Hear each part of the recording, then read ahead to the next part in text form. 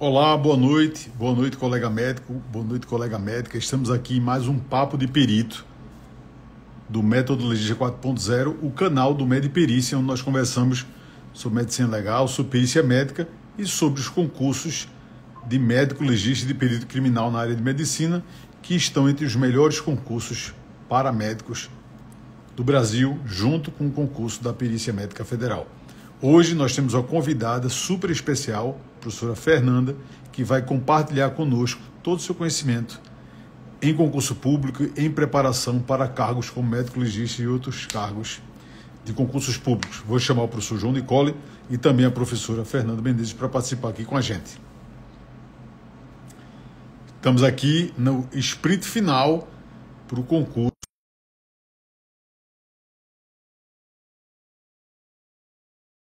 Deixa eu lembrar, né, nós teremos no dia 20, no sábado, o nosso plantão da aprovação, o aulão de véspera do Mediperícia, para quem quer ser aprovado nesse concurso de médico legista. Professor João, boa noite, tudo bom?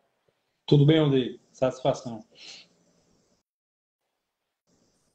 Conversar também a professora Fernanda para participar com a gente.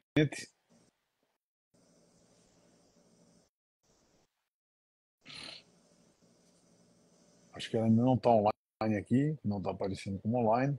Mandar um abraço aqui para o professor Vandré, professor aqui do Mediperícia, está aqui presente na live.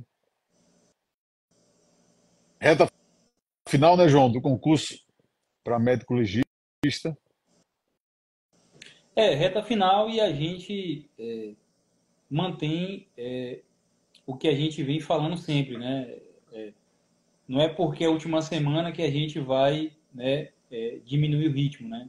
A ideia é manter o que está até acelerar, né? Porque a gente sabe que esses dias, né, são decisivos, né? A gente consegue garimpar muita coisa ainda, né? E são questões que vão fazer diferença aí para o nosso aluno.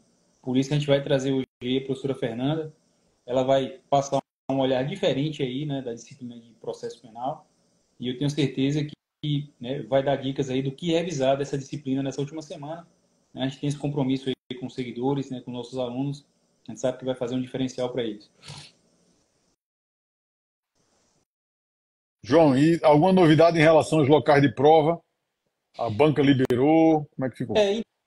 Então, o Instituto, a OCP, para esse concurso de Pernambuco, divulgou com atraso, né, a previsão é que, né, os locais de prova fossem divulgados dia 15, né, mas eles divulgaram só dia 16. Mas pelo que a gente conversou com os alunos, né, a banca pulverizou, né? A gente achou até que eles fossem concentrar os locais de prova, né, em um lugar só ali para médico legista, para o cargo, né? Mas a gente já tem aí, né, alunos, né, que vão fazer na Gaminon, outros vão fazer ali, né, próximo ao Cisan, enfim, outros na Boa Vista. Então, né, eu acho que vão ter vários, né, locais de prova para o cargo de médico legista, né? A banca decidiu não concentrar, né, os locais de prova para o cargo de médico legista em um lugar só. Entendi.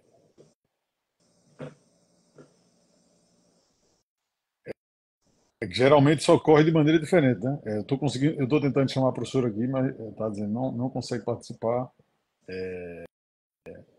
Ela entrou aqui na live, mas o Instagram está dizendo que não consegue a participação. Qualquer coisa eu vou desconectar e conectar de novo aqui. Aí, entrou. Excelente. Muito boa noite, professores. Como é que vocês estão? Boa noite, professora Fernanda. Tudo bem, graças a Deus. Estão E a ouvindo professora, bem? como é que está? Tudo bem, tudo em paz. Aqui em Sergipe ainda tem São João, estou ouvindo aqui na minha varanda um pouquinho do forró. Eu disse, ai meu Deus, aí fechei tudo aqui. Mas está ouvindo bem? Está tudo tranquilo aí? Tudo ótimo. Pronto, então perfeito. Áudio. Áudio Nordeste tá é bom? assim, né? Tem que aproveitar o mês de. Tem que aproveitar o mês junino, né? Pois é, mas assim, Junina é junho, né? Aqui já tá julino. É. Mas é isso, eu reitero aqui os convites que eu já fiz, né? Eu sei que o professor João, acho que já conhece, né? Já vem muito em Sergipe, Aracaju, mas reitero aí aos dois o convite de Sergipe, e a gente também precisa de um curso também muito específico, como vocês, né? Nessa área aí para médico legista. Então, reitero também no presencial aqui, quem sabe fazer alguma aula, enfim, e firmarmos aí algo sempre muito positivo, né? Para Sergipe, para Pernambuco, para o Nordeste e para o Brasil. E estou aqui hoje, né, já até tinha falado rapidamente com o professor João, eu faço o meu ritualzinho. Então, já conversei com todo mundo aqui, dos astros, né, para me iluminar aí e dar as apostas para a prova do próximo domingo. Né? Mas podem falar aí, conduzir, enfim, estou à disposição de vocês. Vai lá, João.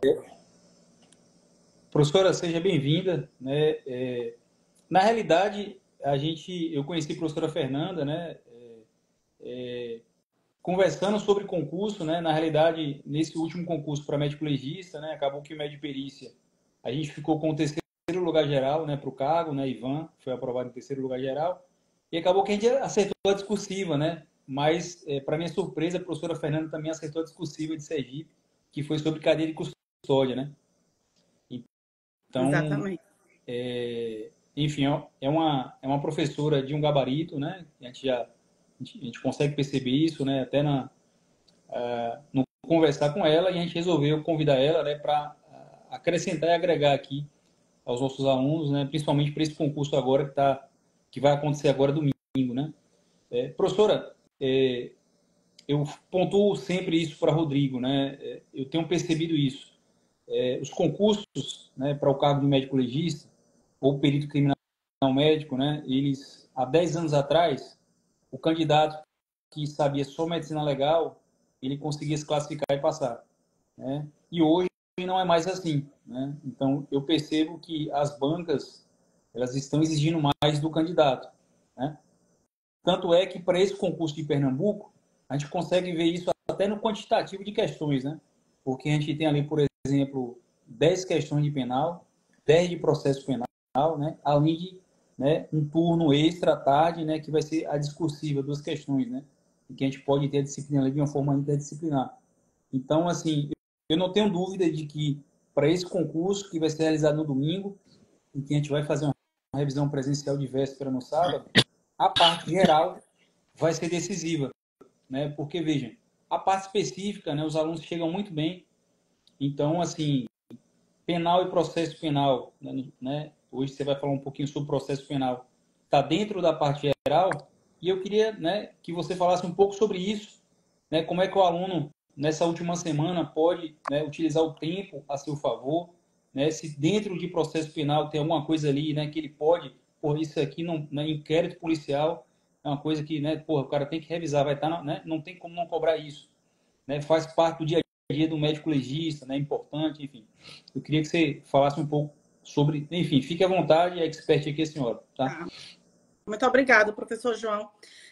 Então, vamos lá. Eu peguei aqui o edital, tá? De fato, penal e processo penal serão decisivos aí, porque, como você bem colocou, os candidatos, eles estruturalmente, e a tendência, sobretudo médico, é estudar aquilo que tem uma certa facilidade, mas eu quero também desmistificar aqui, né, e trazer para vocês que talvez esse candidato que está aí do outro lado, que vai fazer o concurso para médico legista, tem aprendido o mais difícil.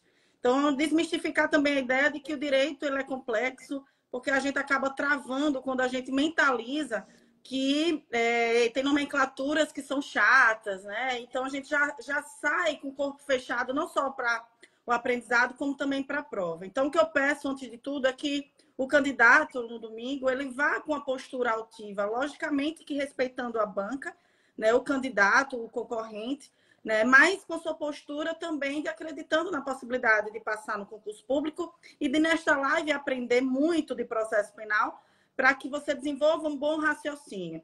Então, o candidato consegue ser aprovado, às vezes, não sabendo o conteúdo, mas sabendo resolver a prova. Então, isso é muito cirúrgico quando eu fazia a prova, que às vezes eu não sabia como eu sabia, mas eu sabia, né? Então, o que é que eu quero dizer com isso? É que, por vezes, eu intuitivamente, e aqui não é intuição divina, me permita dizer, mas é uma estatística e uma possibilidade de acerto com a eliminação de alguns itens. Então, se eu tenho lá A, B, C, D e E, se você não sabe a resposta de logo, tente eliminar, e aqui eu não estou ainda dando conteúdo, mas indicando aqui algumas estratégias, já que a gente está na semana da reta final, para que o candidato consiga desenvolver o raciocínio de eliminar pelo menos 3 itens e ficar entre 2, e aí aumentar as suas chances de acerto. Certamente, dentro desses 5, vão ter itens excludentes. Então, na matéria de direito, já que não é aí, né, o espírito, vamos dizer assim, não é o pulsar de vocês na atividade aí do dia a dia, eu peço que vocês tenham estratégia na hora de resolver o processo penal e as outras disciplinas da parte de direito. Então, observem que certamente, como eu disse, vai ter alguma excludente. Uma vai dizer que é sim, outra vai dizer que é não. Né? Uma vai ficar contraditória em relação à outra. Então, você aumenta aí, como eu disse, essa sua chance de acerto. Outro ponto também muito relevante, antes de a gente adentrar aos temas que eu aposto. A prova aí que vai ter do estudo de caso, né? E tem a parte, uma questão teórica, estudo de caso. Observem muito, e depois aqui eu volto a esse ponto, embora seja a parte de português, né? Não é tanto aí a minha abordagem, mas eu também gosto da escrita, e o que me colocou no concurso do Ministério Público foi a parte escrita. Né? Eu me dei muito bem na parte escrita e me dava muito bem nos concursos. Então, como? Observem, né? Pelo menos estruturalmente, o que é que o edital quer. Porque às vezes a gente vai para a prova sem nem ter aberto o edital, que é um erro grave. Então, observem, né? Não é só saber o português e só saber o conteúdo. Saber estruturalmente é como se fosse assim, uma forminha de bolo, para que eu consiga, parte por parte, né? E na correção será assim, fazer um comparativo. Eles vão ter lá o checklist e comparar se vocês aí, o mais próximo possível, acertaram. Então, antes de saber o conteúdo, saibam como responder, qual é a estrutura gramatical que o edital está pedindo. Tranquilos? Beleza? Quanto à questão das apostas, por favor, logicamente, prova será o grande tema. E aí pode preparar o recorte, porque a gente vai detonar. Provas vai ser o grande tema, não tem como ser diferente. Tá? Aí a estatística, a probabilidade, não tem como não ser a grande maioria das questões. Mas, sabendo disso, e todo candidato provavelmente vai caminhar nesse sentido, a gente também precisa apostar em algumas coisas além disso. Porque em uma grande concorrência de um concurso dessa envergadura, quem fizer a diferença é quem vai passar. Então, vai ser assim, cabeça a cabeça, e o detalhe é que vai fazer aí a aprovação de vocês. Então, por isso, eu vou destacar alguns outros pontos também do edital, começando por inquérito policial. Você que está do outro lado, inquérito policial, entendam, inquérito é um procedimento pré-processo, tá? O processo penal, eu tenho uma fase anterior, que é uma fase de investigação, tá? Que tem a presença também do perito no local de crime, lá previsto no artigo 6º do Código de Processo Penal. O perito vai chegar, vai ter aí o isolamento do local pela autoridade policial, que é aí o delegado de polícia, e até que essa perícia chegue, esse local é isolado, como eu disse. O perito, ele não precisa de autorização judicial para pegar os objetos ou para adentrar no local. Parece óbvio, mas o óbvio precisa ser dito, sobretudo no concurso, né, para médicos, legistas que não têm a formação de direito. Então, não precisa de autorização judicial por uma questão, inclusive, lógica. Se eu estou lá com o corpo estendido no chão, né, daqui que eu peço a autorização judicial, ou seja, autorização para que o magistrado assim permita, isso aí, né, pelo próprio decurso do tempo, eu vou perder e vai perecer essa prova. Então, eu não vou precisar. Está lá previsto no artigo 6º. Então, o que tem a ver de perícia com inquérito policial? Artigo 6º. Dá uma olhada neste artigo. Falando ainda sobre inquérito policial, como eu disse, se falar para vocês que o inquérito policial tem a ver com o processo, ou seja, é um processo judicial, é mentira, é falso. Você já elimina aí esse item. Ele, como eu disse, é uma fase de pré-processo. Ele é procedimento.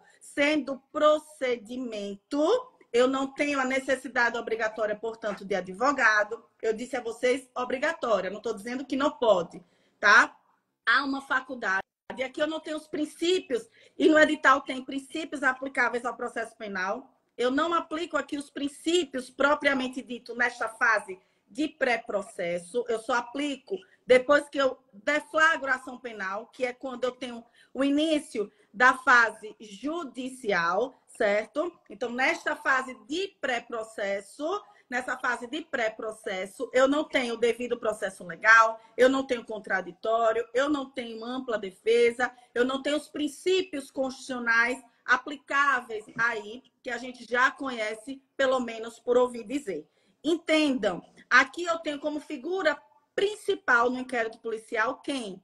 A autoridade policial, ok? Não é autoridade judiciária. A banca OCP gosta de trocar, às vezes, as palavras, tá? E aí o candidato se passa, né? Sobretudo aí, como eu disse, quem não é da área de direito ou quem está fazendo muito rápido. Anotem aí, autoridade judiciária é juiz, a autoridade policial é delegado de polícia. Tranquilos? Beleza?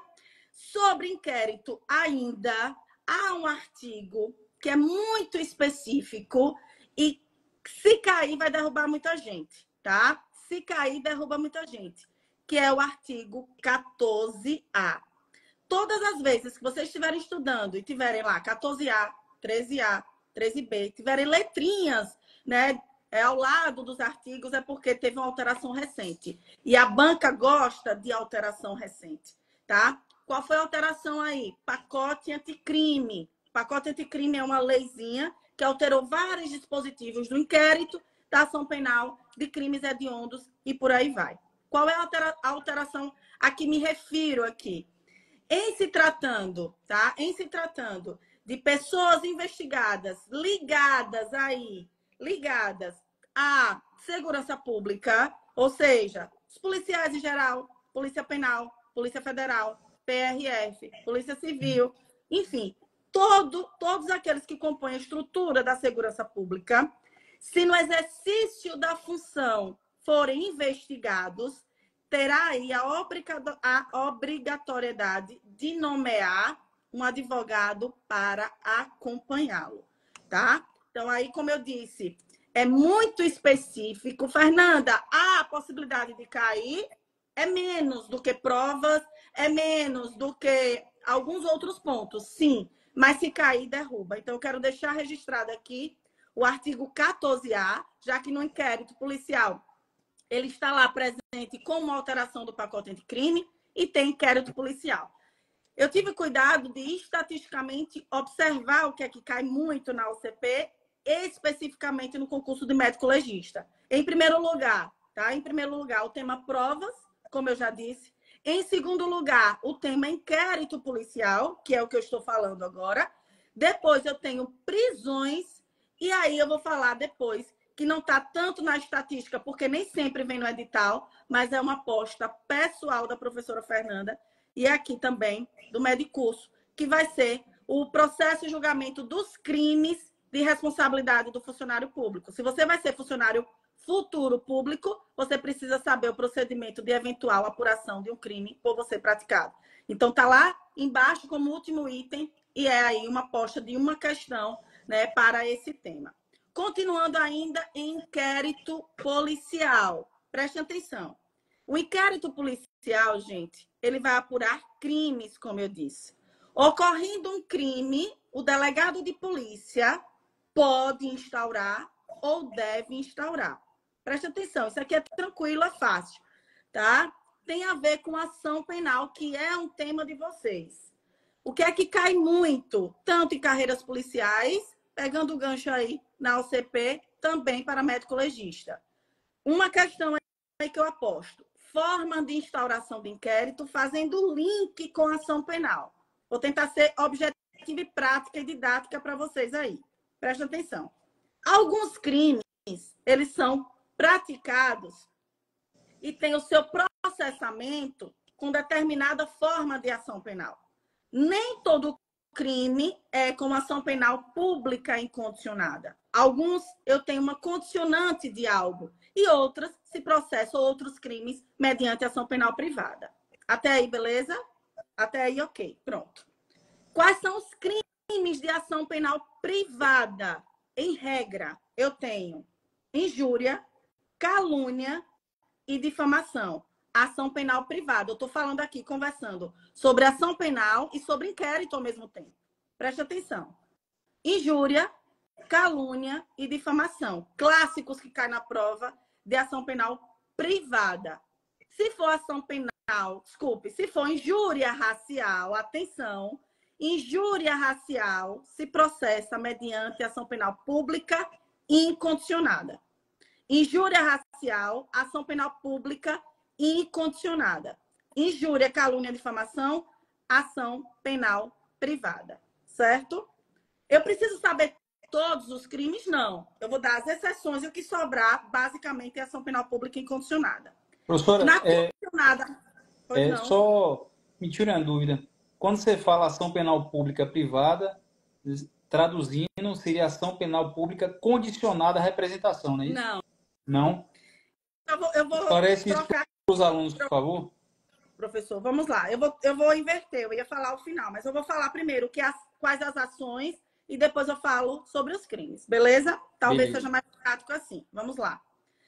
Eu falei para vocês que eu tenho inquérito policial, certo? Fase de pré-processo. Mas esse pré-processo, essa investigação, esse laudo que vocês vão fazer futuramente e que vai estar no inquérito, ele vai para uma ação penal, que a gente chama de uma persecução criminal judicial, né? Nessa ação penal, ou esta ação penal, ela pode ser, desmembrando, ação penal pública e ação penal privada, certo? Ação penal pública e ação penal privada. Dois grandes grupos. A subdivisão eu vou falar depois. Por hora, são dois grandes grupos. Ação penal pública e ação penal privada. Ação penal pública é sempre o titular da ação, o Ministério Público. Sempre. Ação penal pública incondicionada ou acondicionada à representação da vítima. Certo? Sempre. Muita gente confunde o que o professor João confundiu. Ação penal pública condicionada à representação com ação penal privada. Como é que eu diferencio? Ação penal privada, o titular da ação é a vítima. A vontade privada prevalece sobre a vontade do Estado, certo? Na privada. Na ação penal pública condicionada à representação da vítima, a vítima é mera autorizadora da persecução criminal. Mas a persecução criminal é do Ministério Público, é do Estado. Consegue compreender? Então, preste atenção. A vítima, na ação penal privada, ela, através do advogado, ela que entra com a ação, ela que vai estar lá no polo ativo, João, Nicole, por meio do advogado, entra com a queixa-crime. Isso é uma ação penal privada. Beleza? Na ação penal pública, condicionada à representação, o Ministério Público entra com a denúncia mediante autorização de João Nicole. Perfeito. Beleza? Então, são diferentes. Até aí, certo? Pronto. Explicado isso, vamos agora ao que é, ou quais seriam os clássicos de ação penal privada, como eu disse. Injúria, calúnia e difamação. Crime de ameaça, clássico na ação penal pública, condicionada à representação, tá? Ameaça. Lesão leve. Lesão leve. Atenção para lesão leve. Atenção para lesão leve. Depois vocês vão me dizer. Lesão leve, tá? Cai, é cobrado sempre. Artigo 129. Se for lesão leve, em contexto normal, ela é condicionada à representação da vítima. Se for no contexto de violência doméstica, ela é incondicionada. Ah, Fernanda, mas não tem Lei Maria da Penha no edital. Não importa, tem ação penal. Tem direito penal.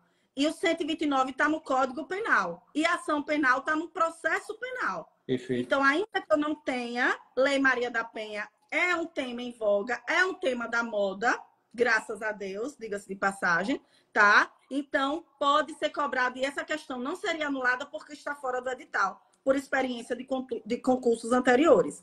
Então, muita atenção. Lesão leve, se a questão não fala nada, é condicionada à representação da vítima. Se a questão fala no contexto de violência doméstica, algo nesse sentido, ela é incondicionada. Beleza? Professora, desculpe interromper mais uma vez o raciocínio, mas quando você fala do artigo 129, né, e fala a palavra leve, né, a gente sabe que é um termo implícito, né, porque, veja, está latificado lesão grave e gravíssima, né? Mas é isso mesmo, né? Ela entra por exclusão, né? Isso. Os outros, grave, gravíssima, e o que não lesão é... corporal, se não é grave, não é gravíssima, ela entra... Aí ela vai para o 129, para o CAPT. Perfeito. CAPT. Beleza, ótimo. Então, por que isso é relevante? Outro crime relevante. Por que ela é relevante? Porque faz link com inquérito e ação penal, é o primeiro ponto, certo? Faz o link com 2 assuntos, e a banca mataria 2 assuntos em uma questão só, porque está falando de processo e de direito penal, tá? E porque também inquérito policial é muito cobrado. Já já eu avanço e digo para vocês por que eu estou falando isso em relação a formas de instauração de inquérito. Outro ponto relevante, estelionato, tá? Estelionato é crime contra patrimônio aí. Estelionato está previsto nos crimes capitulados lá no direito penal e foi mudado recentemente pelo pacote anticrime. O CAPT agora, o crime de estelionato é mediante ação penal pública condicionada à representação, tá? E de acordo com o parágrafo 5º lá, salvo engano, eu tenho algumas exceções, tá? Que ela aí se tornaria incondicionada.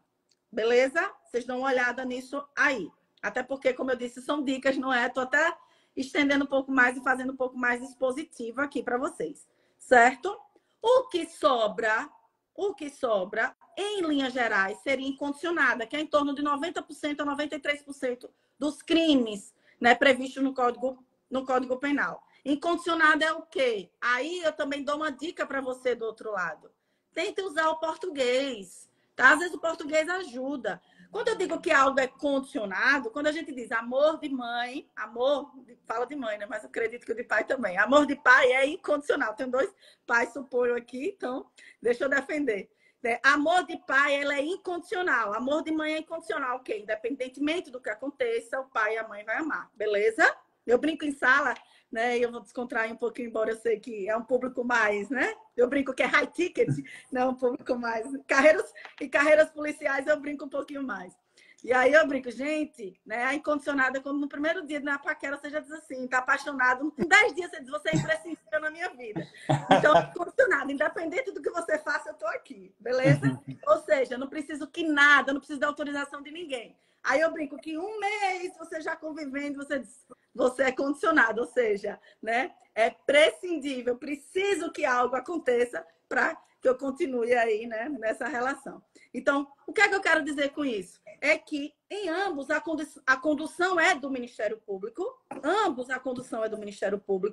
mas eu tenho que ter a representação da vítima. E se você lê representação como sinônimo de autorização, você consegue compreender. A representação da vítima, pegando o gancho do que o professor João aí me perguntou, a representação da vítima não muda a titularidade da ação penal. Esse é o ponto. Ela não muda a titularidade, ela é apenas uma autorização para persecução. Beleza? Perfeito. Certo? Pronto. Fechando isso, eu faço o link com o que eu quero aí para vocês. Formas de instauração de inquérito. Que aí está previsto no artigo 5º. Formas de instauração de inquérito. Todas as formas de instauração de inquérito serão possíveis na ação penal pública incondicionada. Beleza? Por quê? Porque ela é incondicionada. De ofício, o delegado pode, ou seja, sem provocação, vendo um jornal, sendo da comarca dele, ou enfim, da atribuição dele, ele pode, mediante portaria, instaurar. É a característica da oficiosidade. Pode pôr um APF, ou auto de prisão em flagrante, e cai prisão para vocês. Então, pode, mediante um auto de prisão. Pode, mediante uma requisição aí do Ministério Público, todas as formas. Requerimento da vítima, todas as formas. Todas as formas de instauração cabem nos crimes que se processam mediante ação penal pública incondicionada. Certo? Na condicionada representação, o inquérito só vai poder ser instaurado se houver o quê? a representação da vítima. Porque se ela é condicionante para a ação penal, ela é condicionante também para a instauração do inquérito policial, certo? Então, o inquérito policial só pode ser instaurado nos crimes que se processam mediante ação penal pública condicionada, se houver a representação da vítima. E na ação penal privada, só pode uma forma de instauração de inquérito. Uma. Qual? Requerimento da vítima. Porque se ela é titular na ação penal, ela tem vontade própria na ação penal, ela é a única que tem vontade própria para pedir a instauração do inquérito na delegacia. É a notícia crimes prestada aí através de um boletim de ocorrência. Não existe ir para a delegacia prestar queixa. Não existe isso. Está errado, ainda que os jornais gostem de falar isso. Queixa é ação penal. É a peça que dá início à ação penal. Tá? Quando já tem um inquérito policial. Você vai para a delegacia prestar notícia crimes, notícia do crime ou um boletim de ocorrência. Uma notícia de fato. Beleza? Certo? Tranquilos?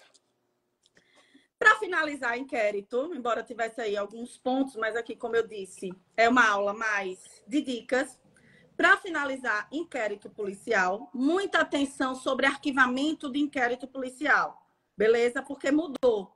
O arquivamento de inquérito policial hoje, pós-pacote anticrime, quem faz? O Ministério Público interna corporis, por um ato simples e pode ser revisado pelo Conselho Superior do próprio Ministério Público. Ocorre que essa disposição do 28, ela está suspensa pelo STF e está vigorando ainda a disposição anterior. Qual é? Que o Ministério Público pede e o juiz homologa ou não esse arquivamento.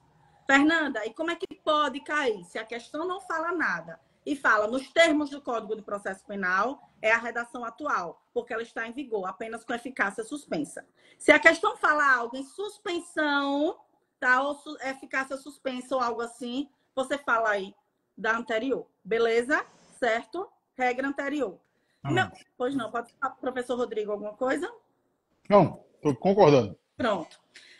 Meu coração palpitou aqui. E aí, eu já ia passar direto, mas eu preciso deixar registrado. Vocês vão ter que me aguentar um pouquinho mais de tempo hoje, tá?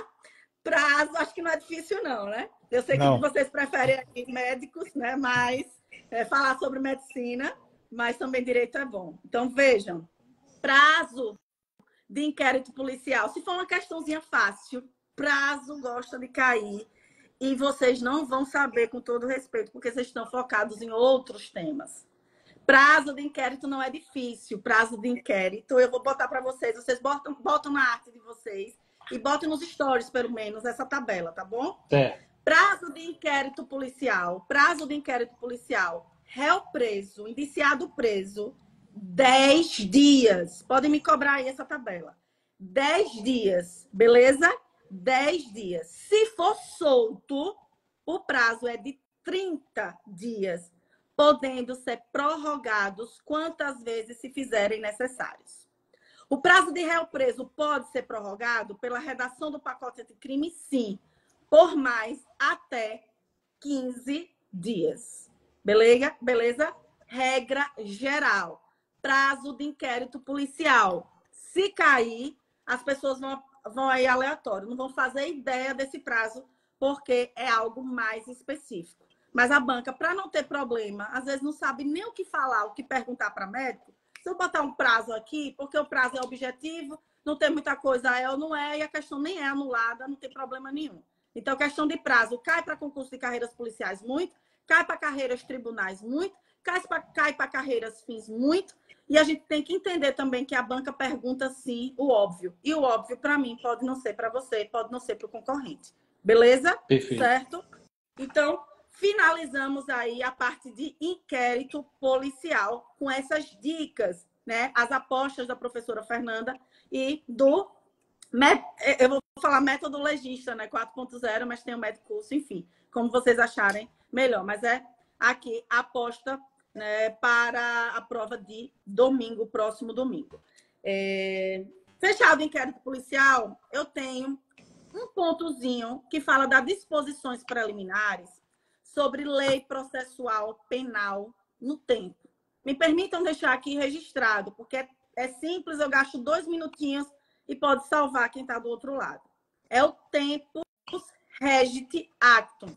O tempo rege o ato, tá? Tempus com o tempus, regit, R-E-G-I-C-T, regit actum, é um termo em latim. O tempo rege o ato. O que é que eu quero dizer com isso?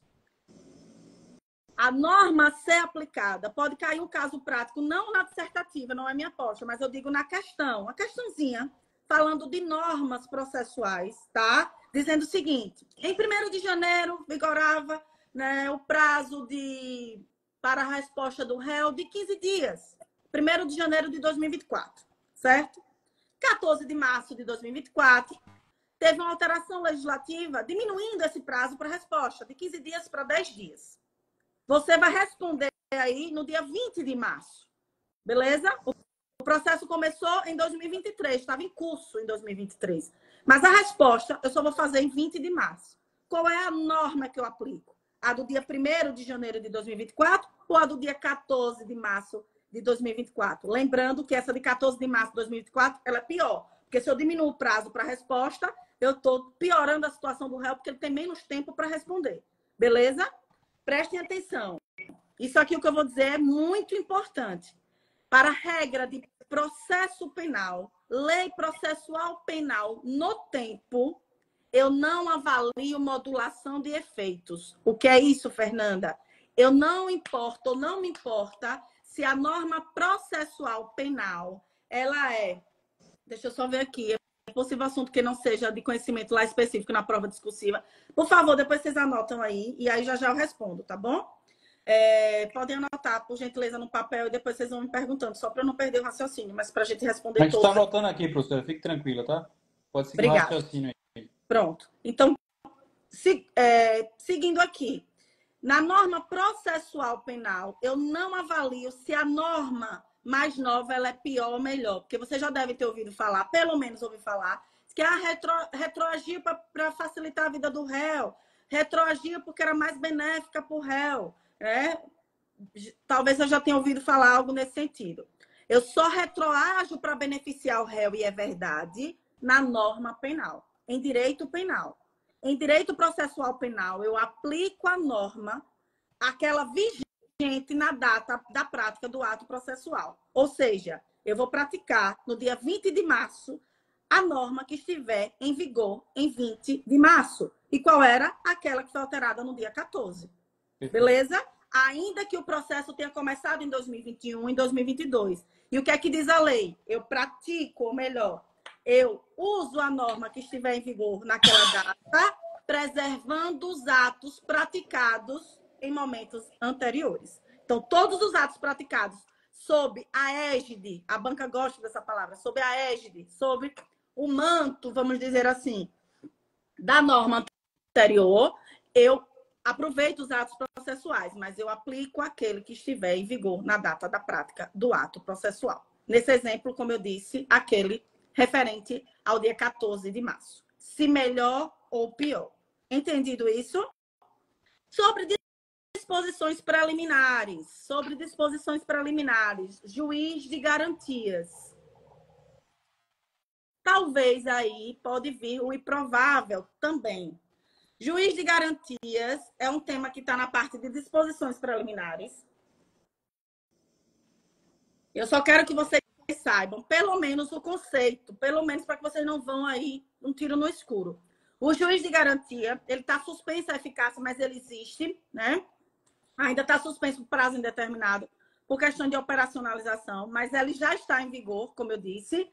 E o juiz de garantias, ele atua desde a fase de inquérito, e cá inquérito para vocês, até aí o recebimento da denúncia. Beleza? Ele atua. E aí, como também tem provas, o juiz de garantias que tiver contato com a prova contaminada, por exemplo, ele não pode atuar aí na fase de persecução criminal.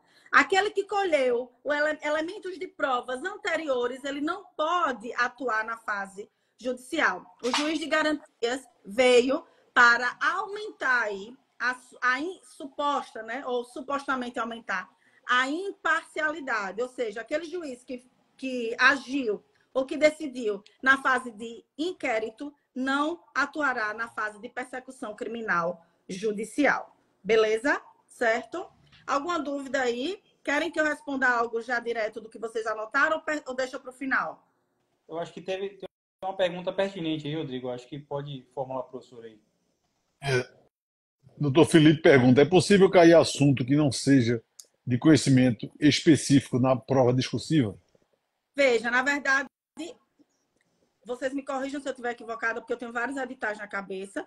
Para médico legista, eu não vou ter a prova discursiva, eu vou ter uma prova teórica, um caso prático, uma prova teórica e um caso prático. Confere?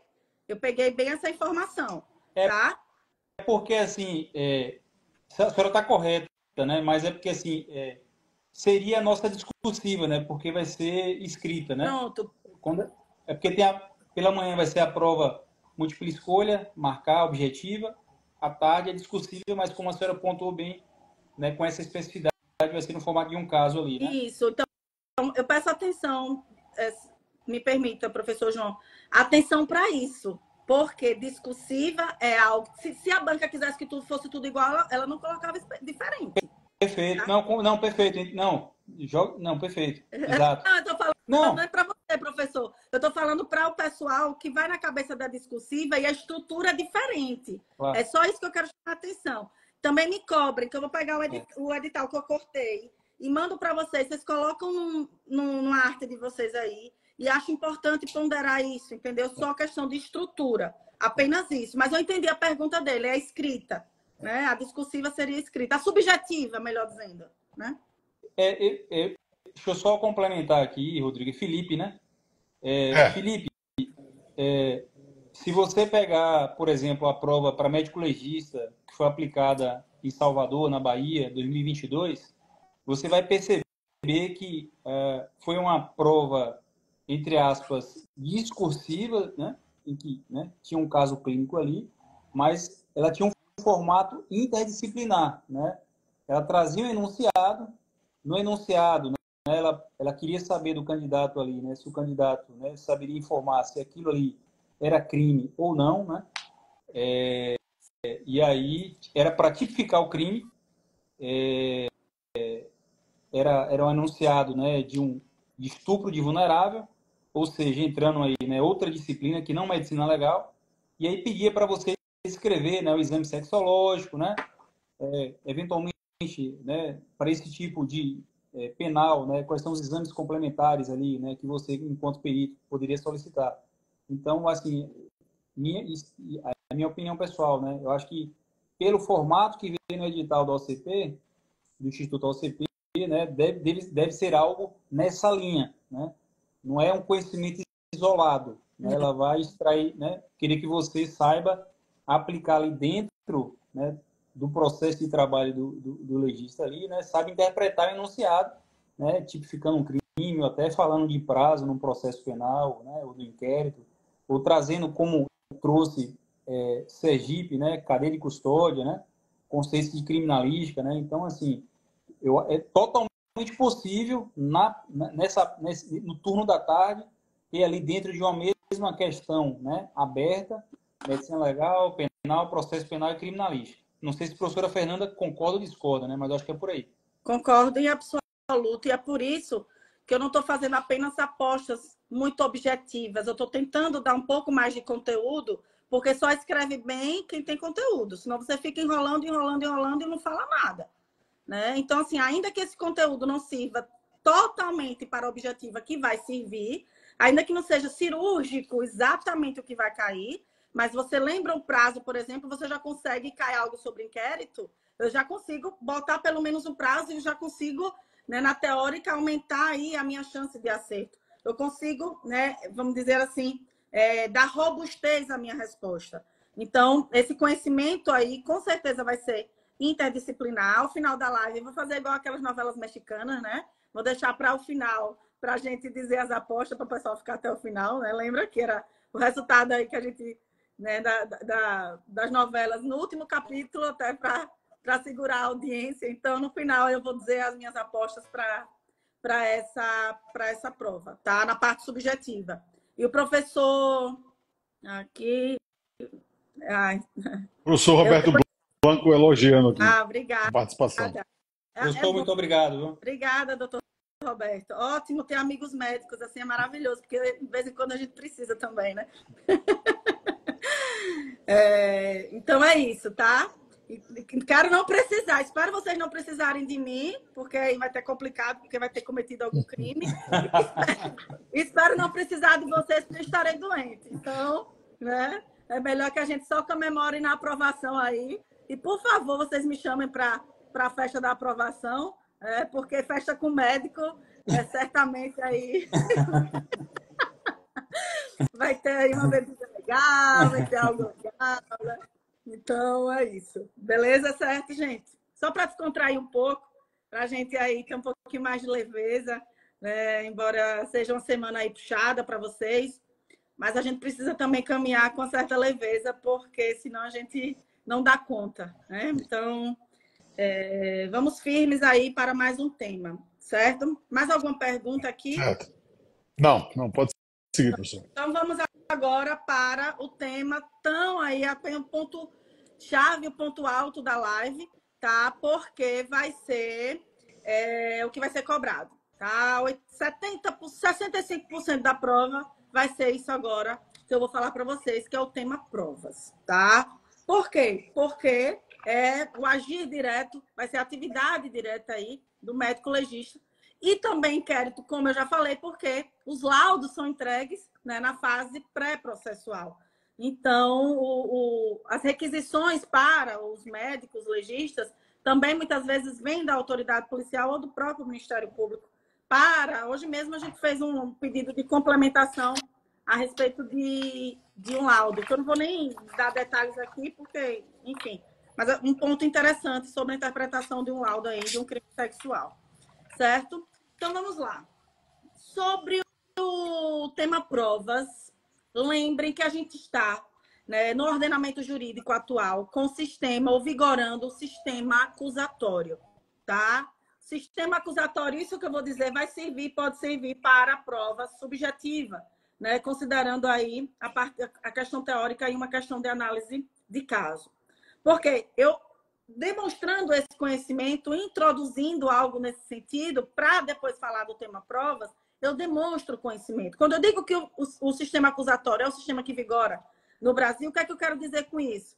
Na persecução criminal, o sistema acusatório nada mais é do que a divisão clara, preste atenção nisso, a divisão clara entre as funções de julgar, as funções de acusar e de defender. Fernanda, mas isso é óbvio. Não era tão óbvio que a Operação Lava Jato ela foi anulada por isso. E eu não estou falando sobre política aqui, só para que vocês entendam que a Operação Lava Jato foi basicamente anulada, né? Repito, não é sobre política, é análise jurídica do caso. Ela foi basicamente anulada porque feriu o sistema acusatório. E foi depois disso que no governo Bolsonaro, no pacote anticrime, em Lei 13.964/2019, que surgiu essa alteração. Para que diga o seguinte, juiz é para julgar, juiz não é para induzir a investigação, nem tampouco induzir a persecução criminal, certo? Não estou dizendo o que aconteceu, tá, gente? Por favor, estou apenas dizendo que é uma análise jurídica e isso foi o espírito do surgimento aí do sistema acusatório de forma expressa lá no artigo 3º do Código de Processo Penal. As funções claras de julgar, acusar e defender. E o juiz, ele é inerte, ele é mais inerte agora, inclusive na produção de prova.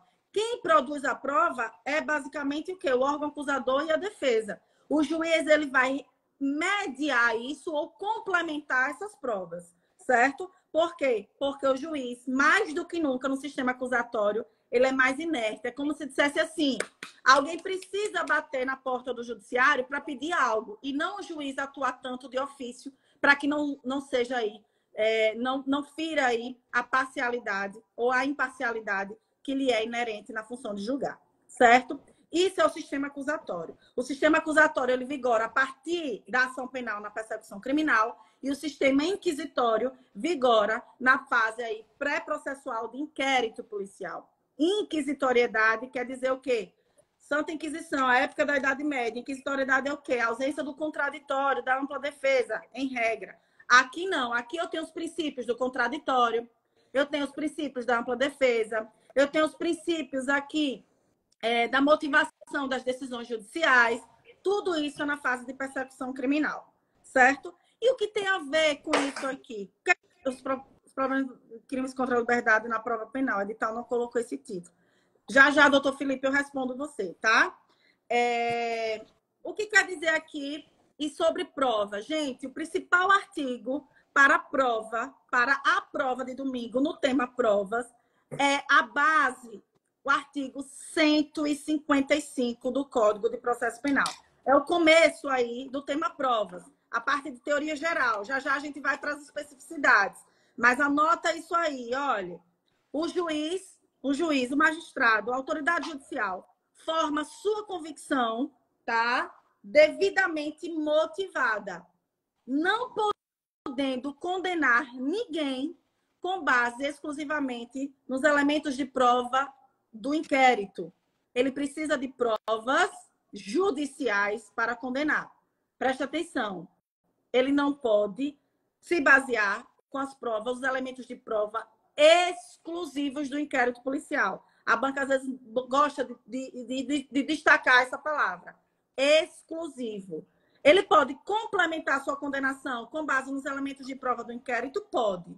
Complementar. Mas ele não pode condenar na fase judicial, na ação penal, com base exclusivamente nas provas produzidas no inquérito. Certo? Ele precisa das provas judiciais. Salvo, ele diz, salvo as provas irrepetíveis, cautelares e antecipadas. Tudo que eu falar aqui vai ser importante. Tudo. E o que são provas antecipadas, cautelares e irrepetíveis? Eu vou ler o artigo 155 para vocês, olha. O juiz formará a sua convicção pela livre apreciação da prova produzida em contraditório judicial, se é judicial, é na fase de processo, não podendo fundamentar sua decisão exclusivamente nos elementos informativos colhidos na investigação, ou seja, eu não posso, vírgula, ressalvados, ou seja, se eu tenho ressalva, eu posso nessas hipóteses. Ressalvadas, provas cautelares, não repetíveis e antecipadas. Certo? Agora é um pouquinho mais puxado, mas não é difícil. Não é difícil. E o que são as provas irrepetíveis, cautelares e provas aí antecipadas? Vou dar os exemplos, que com exemplo a gente entende um pouco melhor. Bafômetro é uma prova repetível ou irrepetível? Bafômetro. Repetível, né? Irrepetível. Irrepetível ou repetível, João? Rapaz, você me pegou agora aqui, né? Não, veja, a prova, o resultado, dificilmente aquele resultado ali vai, né, bater com, né, um novo teste, né? Então, ali analisando por isso, seria irrepetível, né? Mas eu posso fazer esse exame várias vezes, né? Veja, seu ponto de vista, só se você quiser ficar bebendo a semana toda, professor. Veja, perfeito. Quando eu digo de irrepetibilidade, é considerando, obviamente, o bafômetro não funcionou, tá? Mas não é essa repetibilidade a que me refiro, tá? É a repetibilidade sob o ponto de vista de perecimento da prova, certo? Perfeito. Se eu colho até em questão de horas, no primeiro momento ele vai dar, sei lá, 0,8, 2 horas depois ele vai dar 0,6, então já não é a mesma coisa, certo? Perfeito. Então ela é irrepetível pela sua própria natureza, o bafômetro. Perfeito. Com 24 horas eu não consigo mais, certo? Perfeito. Então ela é irrepetível a prova, o bafômetro. Prova cautelar, interceptação telefônica. Uma conversa que eu tenho com o professor Rodrigo hoje, saindo aqui da live, hipoteticamente, tá?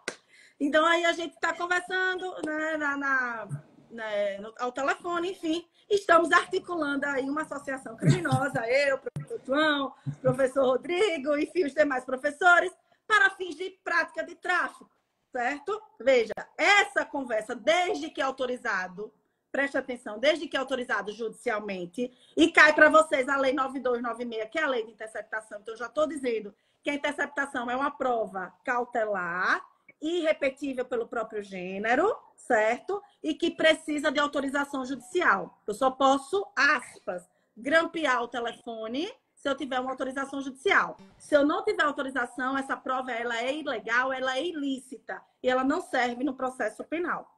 Certo? Beleza? Pronto. E, por último, eu tenho a prova antecipada, que aí pode cair também, ou para que vocês entendam, seguinte, eu tenho uma tentativa de homicídio ou um homicídio, tá? E aí a vítima sobrevivente até então é a principal testemunha, né? Porque é a testemunha ocular, provavelmente. É aquela que sofreu e viu quem atirou. Ela vai para o hospital consciente, passa aí 3 dias, vocês bem sabem melhor do que eu, que pode estar em estado grave consciente, e ela poderia colher esse depoimento aí com fins judiciais, ou seja, não da fase de inquérito, porque na fase de inquérito é um elemento de prova mais fraco. E eu posso já fazer aí uma prova judicial antecipada diante da possibilidade da morte dessa pessoa. Porque se ela morrer, eu não vou ter mais essa judicialização dessa prova por questões óbvias, né? Porque eu não tenho, até que se prove, psicografia não é, né, aí uma forma de prova, beleza? Então, nesse ponto, eu tenho 3 exemplos. Bafômetro como prova aí, não repetível. Eu tenho uma cautelar como prova aí, também não repetível, mas como cautelar propriamente dita, que está previsto no 55. E eu tenho aí a prova antecipada no exemplo da vítima que está em estado grave, que pode morrer. A colheita dessa prova, repito, precisa de autorização judicial. A única que não precisa de autorização judicial é o bafômetro. Observe que quando você para, eu não chamo um juiz para autorizar isso, né? A própria polícia, naquele momento, já pode assim fazer. E a pergunta é, eu posso condenar professor João, professor Rodrigo, com base exclusivamente no bafômetro, no caso aí de direção... o crime previsto no Código de Trânsito, aquele que diz que dirigir com taxa maior permitida, né? A taxa alcoólica maior permitida. Eu posso condenar com base exclusivamente no bafômetro, considerando que eu produzi isso no inquérito policial? Posso. Acho que sim. Perfeito, professor. Por quê, Rodrigo? Eu disse o quê? Porque não é repetível. Está na exceção. Perfeito, está na exceção. Ou seja, vírgula, ressalvadas as irrepetíveis cautelares e antecipadas. Nestas 3 eu posso. Tem só um detalhe, gente, que aí é o que separa o menino do homem, que eu brinco. Tá? Um detalhe importante. O contraditório, embora não haja na fase de inquérito, porque quando é colhido a gente não tem um contraditório na Blitz, tá? O máximo contraditório é a gente mesmo, mas ele não tem um contraditório judicial. Tá? Mas aí eu tenho um contraditório que a gente chama, anotem isso aí, contraditório diferido ou postergado. Beleza? Contraditório diferido ou postergado. Como assim, Fernanda? Esse papelzinho do inquérito vai para a ação penal e o juiz abre vistas para as partes, para dentro do contraditório, falar sobre o papelzinho, sobre essa perícia. Por quê? Porque pode o advogado de defesa dizer o seguinte: no dia 20 de março, né, noticiou-se em Sergipe que estavam descalibrados os bafômetros. E eu fiz a perícia, eu fiz o bafômetro no dia 20. Então, eu anulo essa prova, ela não me serve e eu sou absolvida. Então, observe que o contraditório, ele não existiu na fase de inquérito, mas a prova foi produzida lá e, excepcionalmente, eu postergo esse contraditório para uma fase posterior. Beleza? Estamos entendidos nisso? É o que eu reputo na parte geral, mais, não difícil, mas assim, mais aprofundado, né? Que a leitura rápida aí. Para vocês terem uma ideia, eu demoro isso em 30 a 40 minutos numa turma presencial, nas minhas turmas presenciais.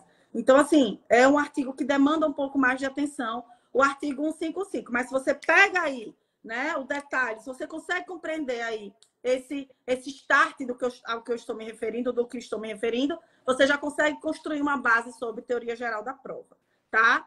Também sobre teoria geral da prova, eu tenho que, e repito, que o juiz, ele motiva a decisão. Então, não há, tá? Não há esse fundamento de íntima convicção, tá? Porque eu já vi isso em prova dizendo assim, o juiz por íntima convicção ou vigora no sistema tarifado a íntima convicção para apreciação das provas no processo penal. Falso, tá? A íntima convicção eu só tenho na fase de júri, que não cai para vocês, que o juiz, ou melhor, que os jurados no conselho de sentença, no tribunal do júri, por íntima convicção, ele pode absolver ou condenar. Aí sim. Mas eu não posso, o juiz não pode né? Dizer assim, eu sinto, já aconteceu, eu já até brinquei isso, num determinado município. Aí o delegado chegava, Fernanda, tá, não sei o que, mas foi ele, assim, mas as provas. Ele, não, Fernanda. Professora não, dizia, não, Fernanda. Eu sinto, gente boa demais. Ele, eu sinto dentro de mim. Eu disse, doutor, me ajude. Como é que você sente?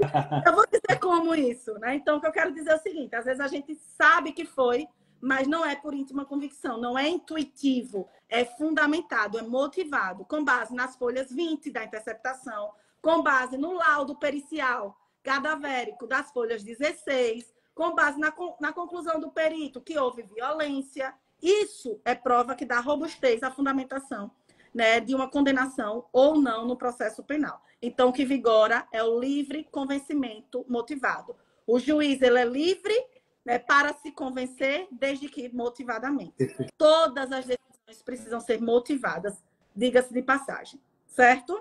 Sobre o tema provas, a parte de teoria geral é isso. E aí eu já dou, a gente aqui no curso já está dando aí um banho, né, para vocês, em que sentido de estruturação de uma prova futura aí, na prova teórica, sobretudo na teórica, porque na análise, na prova de estudo de caso, eu não consigo discorrer tanto, eu tenho que ser mais cirúrgico nas respostas. Mas na prova teórica, ele vai querer saber muito mais sobre o seu conhecimento a respeito de determinado assunto, certo? Então, se cai algo sobre prova, para vocês podem construir essa base de teoria geral, continuar falando aí sobre cadeia de custódia, provas em espécie, e aí, enfim, né, continuar e concluir aí de acordo com o que for perguntado, tá? Mas certamente vai vir, eu já estou aí dando um spoiler do que eu vou dizer ao final, mas certamente é batido, professor João, professor Rodrigo, é batido. Tá? Cadeia de custódia é batido? É batido. Tá? Provas aí vem pedindo muito? Vem pedindo muito.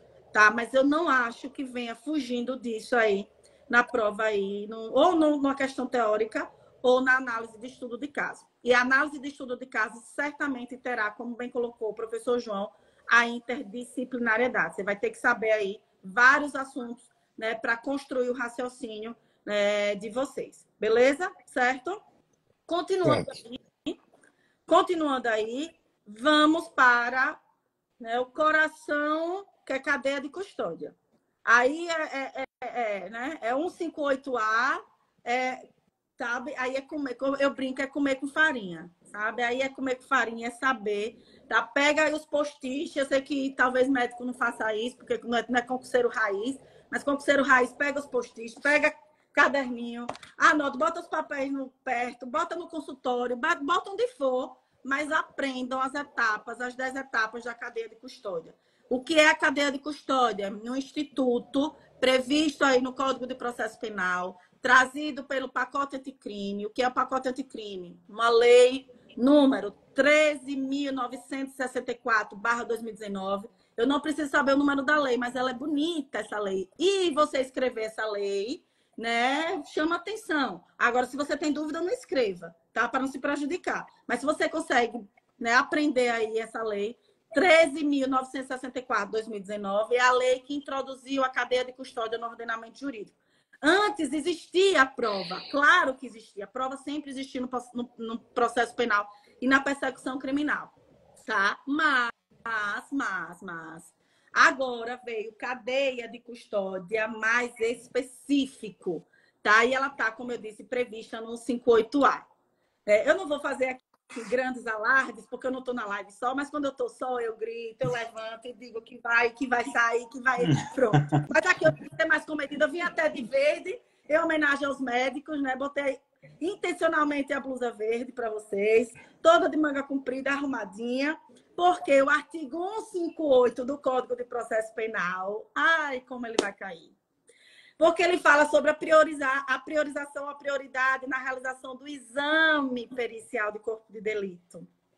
E aí você pode aproveitar isso na objetiva, você pode aproveitar isso na subjetiva, que vai valer cada uma 20 pontos. Tá? Então, leiam o artigo 158A. Eu vou deixar aqui para vocês.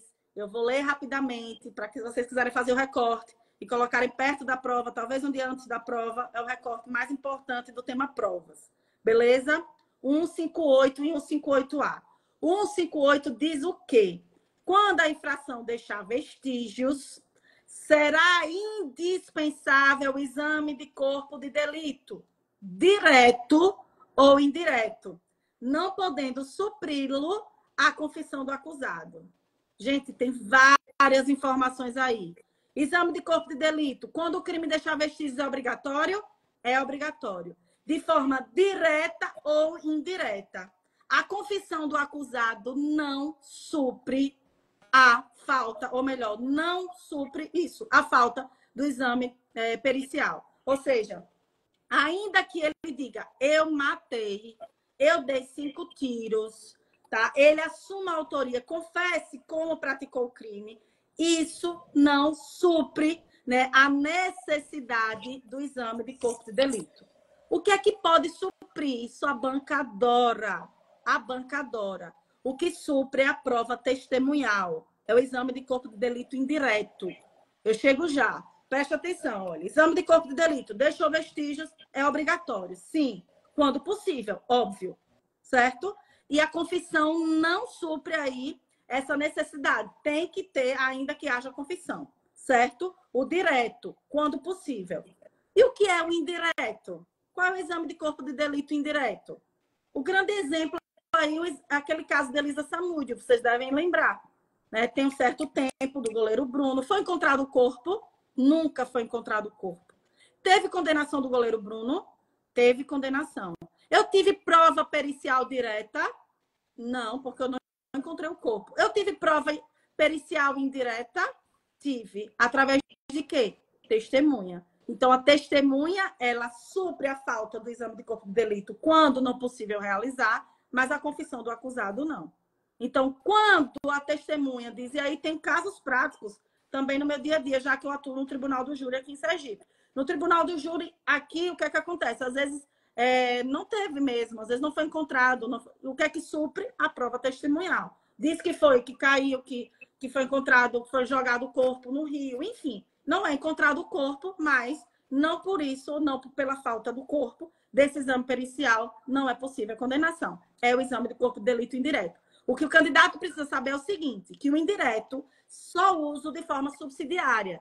Se houver o corpo, se houver vestígio, eu tenho que fazer o exame de corpo de delito direto. Certo? Tá? Não pode. É sexta-feira e hoje não quero. Não. Teve exame, teve vestígio, teve materialidade, teve corpo. E quando eu digo corpo, é no caso de homicídio, mas pode ser outro vestígio. Né? Pode ser uma lesão, enfim. Houve vestígio, o exame tem que ser realizado. Beleza? E qual é o ponto que eu quero dizer para vocês? Aqui me referi sobre o recorte, tá? Que é a grande aposta, sobre a prioridade. No parágrafo único, ele diz aqui, olha, dá-se a prioridade à realização do exame de corpo de delito quando se tratar de crimes que envolva. Então, é a prioridade na realização do exame de corpo de delito. Chegou no ML lá, eu tenho um caso X e um caso Y, tá? Qual é que tem prioridade? Pode ser que esteja nesse rol. Então, vocês, como médico legista, né, futuros médicos legistas, ou que trabalhem, enfim, que esteja lá, precisa ter conhecimento disso. Então, é a atividade fim de vocês. Então, ele diz, quando envolver aí violência doméstica e familiar contra a mulher, é uma prioridade. E quando for, ou quando acobertar aí, quando tiver aí, a violência contra criança, adolescente, idoso ou pessoa com deficiência. Então, violência contra a mulher, doméstica familiar contra a mulher, violência contra criança, adolescente, idoso ou pessoa com deficiência. Estamos entendidos nisso? Então, isso é a prioridade. Isso aí é texto de lei, tá? Quando não houver vestígio, pode ter prova testemunhal. Quando não houver vestígio, é a prova pericial indireta, a que me referi, tá? A prova da materialidade aí, indireta. Mas eu só tenho a obrigatoriedade se houver vestígio. Acontece que o vestígio ele pode desaparecer, ou ele pode não existir, né? Ou o corpo, melhor dizendo, desaparecer. Ele pode interessante isso. Ele pode desaparecer por um sumiço do corpo, por exemplo, ou ele pode desaparecer pelo decurso do tempo. 1 ano depois, uma lesão corporal possivelmente não terá mais vestígio, salvo se tiver uma deformidade ou algo nesse sentido. Certo? Beleza? Tranquilos? Pronto. Aí a gente vai para o 158A. que é, como eu disse, a cadeia de custódia. A cadeia de custódia, e aí o conceito, gente, do 158A, está lá, claro. Considera-se cadeia de custódia o conjunto de todos os procedimentos utilizados para manter e documentar a história cronológica do vestígio coletado em locais ou em vítimas dos crimes, para rastrear o posse e manuseio do seu reconhecimento, ou seja, a partir do seu reconhecimento até o descarte. Então, o reconhecimento é o início e o descarte é o final. E aí eu tenho as etapas aqui, que aí também podem anotar, vocês dois podem me cobrar, que eu tenho uma tabelinha do 1 ao 10. Eu tenho uma tabelinha das fases da cadeia de custódia, tá? E aí eu mando para vocês, vocês botam na arte ou no feed, ou botam nos stories aí de vocês, porque aqui não dá tempo a gente ficar falando sobre cada uma. E aí é decoreba mesmo, é tipo véspera de prova, sabe? É aquela coisa de olhar mesmo as etapas, porque ele pode confundir, ele pode mudar as ordens. E aí, confesso que até eu, como professora que ministro essa aula sempre, vira e mexe, eu tenho que olhar exatamente essa ordem, porque por vezes a gente confunde, especialmente o final, porque a gente vai decorando o início e aí vai esquecendo um pouquinho o final, certo? Então, eu tenho aí essas etapas, 10 etapas, do início ao fim, com reconhecimento até o descarte. Eu quero que vocês entendam o instituto, porque isso aí, né, que eu vou passar para vocês, não é tanto desenvolvimento de raciocínio. Aí é um pouco de memorização mesmo, certo? E aí não cabe aqui a gente falar tanto, tá? E, por favor, né, você que está aí do outro lado, para domingo, vocês precisam ler, tá? Precisam ler aí a parte do artigo 160. Mas a gente é bonzinho aqui no curso. A gente lê para vocês. Veja, eu estou fazendo o mexão bom de vocês, viu? Vejam. Artigo 160. Aí olha que eu tenho o curso gravado. Veja aqui, né? Mas vamos lá. Quero que todo mundo cresça, né? Quando todo mundo se ajuda, todo mundo cresce. Vocês têm feito um trabalho brilhante aí, parabéns, né, de verdade. E um nicho muito importante, porque vocês estão se especializando em uma determinada área, né? Então, isso é muito importante, esse funil, né, de nicho aí, de uma especialidade. É muito importante. Obrigado, professor. Então, artigo 160.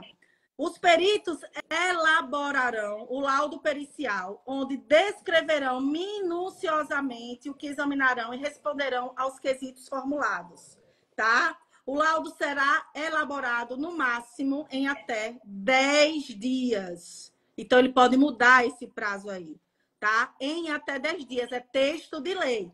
Esse prazo pode ser prorrogado? Pode.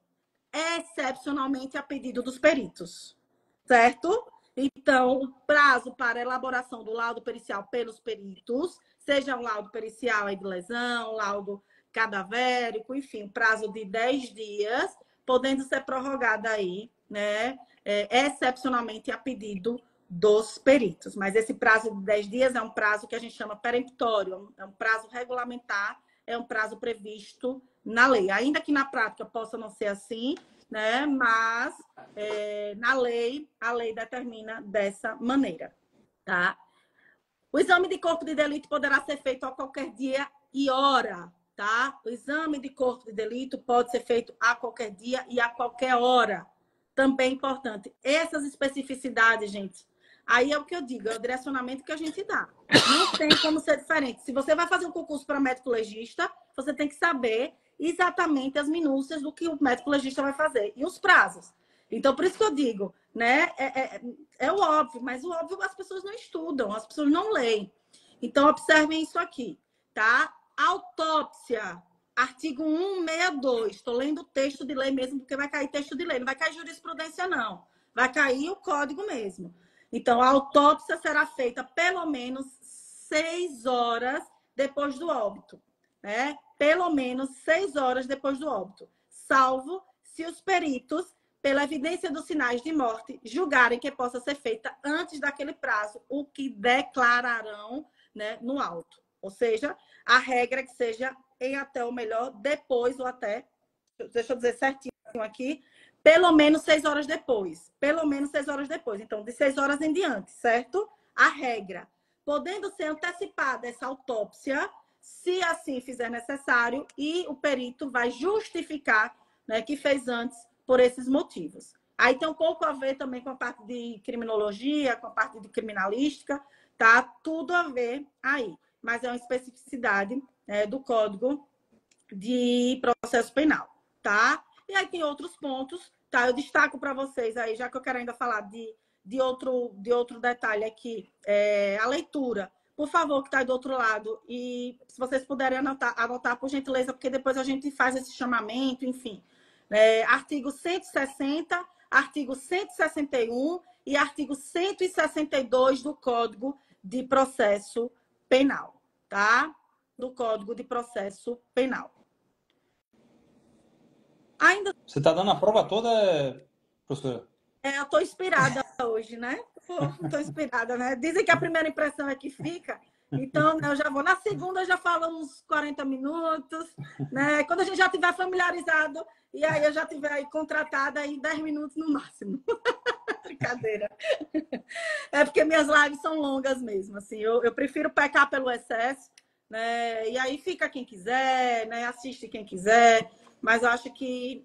eu sei que acaba sendo um pouquinho cansativo para mim, para vocês, já no final do dia. Mas é muito decisivo isso, e às vezes é um detalhe, ouvindo aqui, é um recorte que faz assim, você passar. Então, eu já perdi prova por 0,2, por exemplo. Eu já perdi prova, assim, por muito pouco. E às vezes é esse detalhe de um prazo, é esse detalhe de uma informação que é cirúrgica e decisiva para a aprovação do aluno, tá? Do candidato. É uma das questões que pode fazer muita diferença. E muita gente vai assistir depois aqui os... porque às vezes está de plantão, está saindo e Sim. Pega amanhã e dá uma assistida. Na verdade, é uma questão. Se houvesse a possibilidade de ser meia questão, seria meia questão. Mas não há. Então, uma questão, eu digo por própria. Eu já fiz prova, por exemplo, de eu ter acertado, sei lá, 88% e minha amiga acertou 90%. Eu fiquei em 200 e ela ficou em quinto e eu fiquei em 200, um exemplo. Entendeu? Então, assim, é muito puxado. É muito tênue a linha. E literalmente é tênue a linha na escrita. Por isso que eu estou dizendo, né? Que o que vai fazer a diferença vão fazer a diferença esses detalhes que a gente falou da prova objetiva, mas o que vai fazer a diferença real e oficial vai ser a prova na parte de tarde, tá? Quem tiver mais o poder de concisão, de argumento e de ser aí, né, cirúrgico nos pontos que a banca quer, vai fazer total diferença aí. Mas para você corrigir a parte da tarde, você tem que fazer o mínimo na parte de manhã, né? Então, é importante isso aí, tá? O que João sempre diz isso aqui, né? Não adianta, senão sua prova não vai ser corrigida. Né? Tem que fazer o mínimo na prova objetiva, né? Exatamente.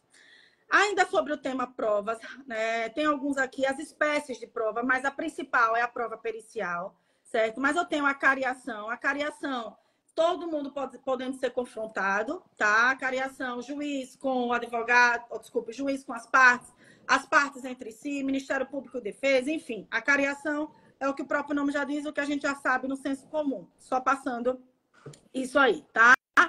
O silêncio do acusado não importa a confissão dos fatos e não pode ser interpretado em desfavor dele.